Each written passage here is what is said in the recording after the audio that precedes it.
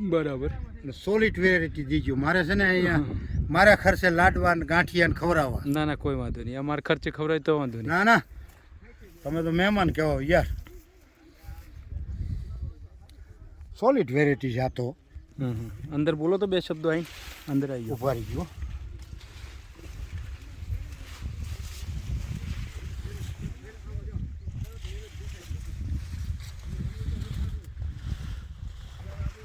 Variety solid છે ભાઈ. આમ જો કઈ કઈ વેરાયટી સારી લાગી તમને દાદા? અમારે 7 1007 1008 1014 1014 ત્રણામાં શું ખાસિયત લાગી?